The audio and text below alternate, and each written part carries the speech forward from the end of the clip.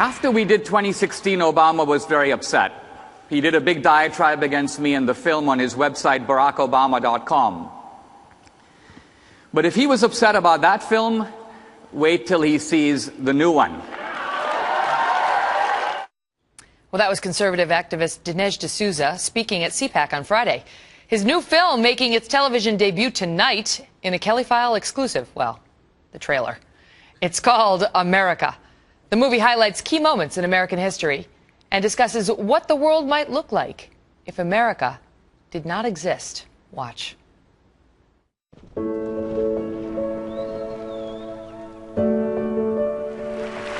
we are calling it iPhone. Mr. Gorbachev, tear down this wall. It's one small step for man, one giant leap for mankind. I have a dream. Ask not what your country can do for you. Ask what you can do for your country. Home run, Jackie Robinson. War with Germany has ended. The forces of freedom have triumphed. The only thing we have to fear is fear itself. All men are created equal, that they are endowed by their Creator with certain unalienable rights, that among these are life, liberty, and the pursuit of happiness. Hold the line, boys! Hold the line!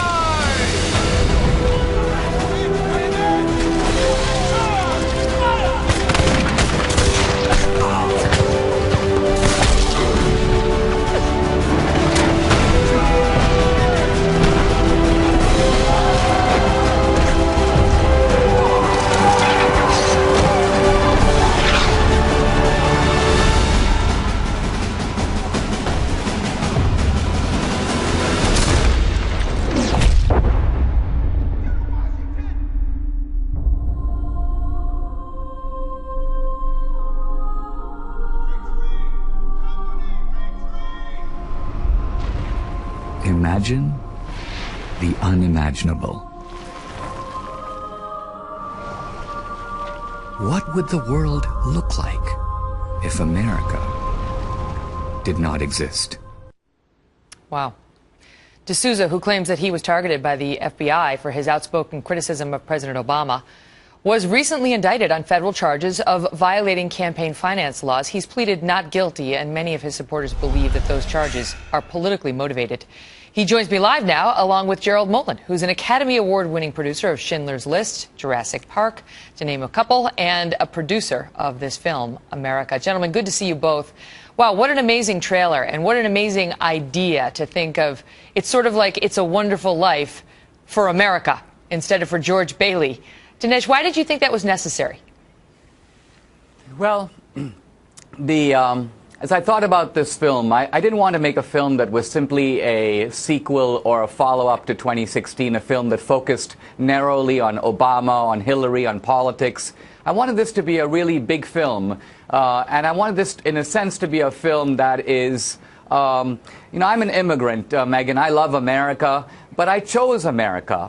The philosopher Edmund Burke once said, to love our country should be lovely. So one of the core themes of this film is, why is America lovely?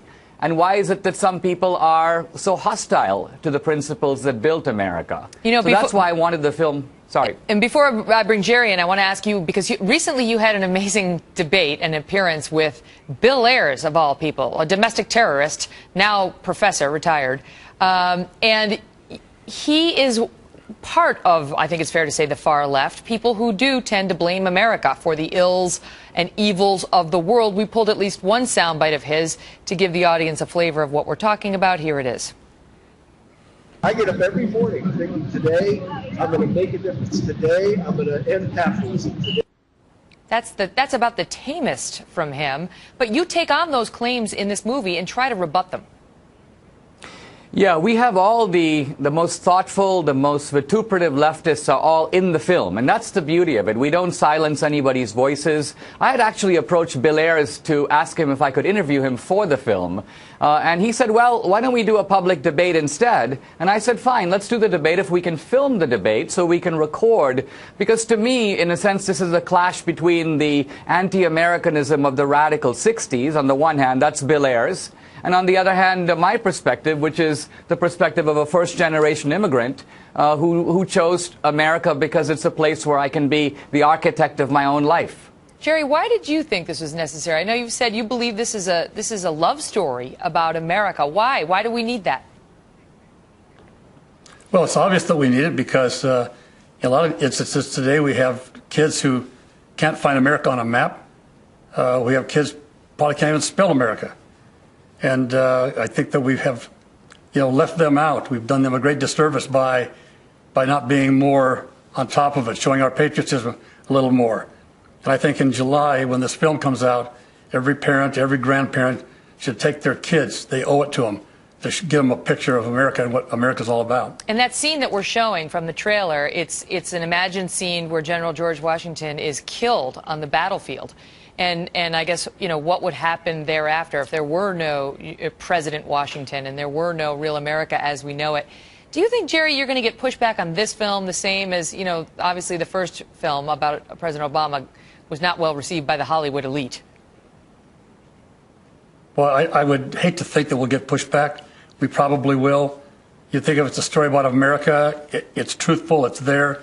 Dinesh has done a phenomenal job of creating a vision for everyone, and I think that it's something that everyone should embrace and look forward to it. Dinesh, why do you think that President Obama is not going to like this film? Because this doesn't sound like it's a takedown of the president, in the way your last film was. It sounds like it's, basically takes on some left-wing ideology. But do you believe President Obama doesn't like America, doesn't love America? No, I wouldn't say that at all. I think that Obama has a very specific ideology. You were talking a little earlier in the show about the Ukraine, for example, and a little bit of a mystification about why Obama isn't acting in a more forceful way. Well, I think part of the reason for that is that Obama has an ideology that says, why should America be the dominant power in the world? We have 5% of the world's population. Why should we consume 25% of the world's gross national product? Why should we push everybody around? So I think in some sense Obama would not be unhappy if Russia, if China, if Brazil, if India, in other words, if the world moved toward a multipolar world with a number of different vortexes of strength, in which America was just one power at the great dining table of nations. So in this film, we create some imaginative possibilities. I mean, there are many different ways that America could not exist. Obviously, if Columbus never landed in America, he could have kept going and landed in India. Another way is if Washington was shot and there was no American Revolution. Or think if Lincoln had lost the Civil War, if the Southern side had won. The Union would not have existed. America would be completely different.